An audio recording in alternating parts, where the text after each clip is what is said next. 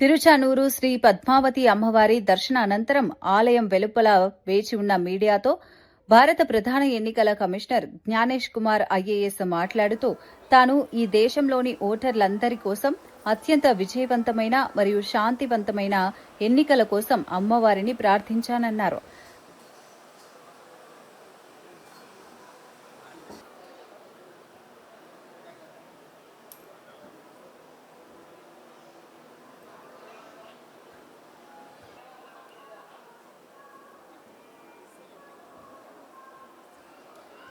दधिग्रामे वसुजरे मताया अर्वाचीनं वसुविदं भगन्मदीर्न उषासः नीरवतीः सदमुच्छन्तु भद्राः घृतन्दुः स्वस्तिभिः सदा नः वृषशय्याधिपयेरवैवदन्नः फणिशय्याधिपयेरवैवदन्नः भगवान् वेङ्कटदेवदैवदन्नः श्रीनिवासः परदैवतन्नः श्रीनिवासः परमन्धनन्नः श्रीनिवासः कुलदैवतन्नः श्रीनिवासः परमागतिर्नः वक्त्राब्जे भाग्यलक्ष्मीः करतलकमले सर्वदा दानलक्ष्मीः दोर्धन्ये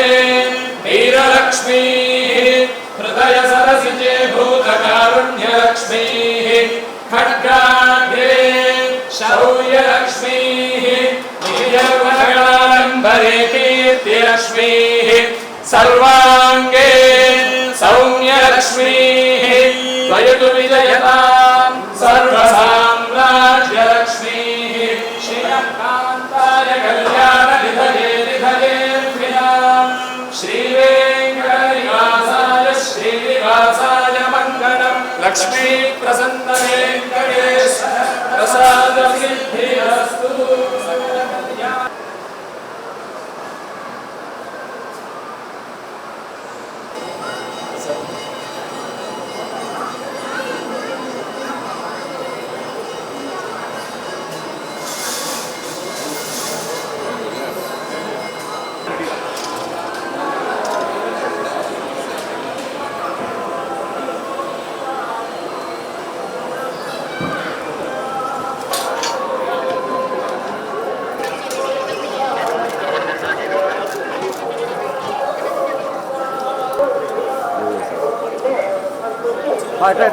ಫೋಟೋ ಕ್ರಮ ಕೈಗೊಳ್ಳಲಾಗುತ್ತದೆ. వెంకటేశాయ చట్టపరమైనటువంటి చర్యలు తీసుకోబడతాయి. ఓం నమో వెంకటేశాయ. பக்தர்களுக்கு அறிவிப்பு. திருமலையில் சட்டப்படி நடவடிக்கை எடுக்கப்படும் என திருமலை திருப்பதி தேவஸ்தானம் எச்சரிக்கிறது. நமோ வெங்கடேசாய.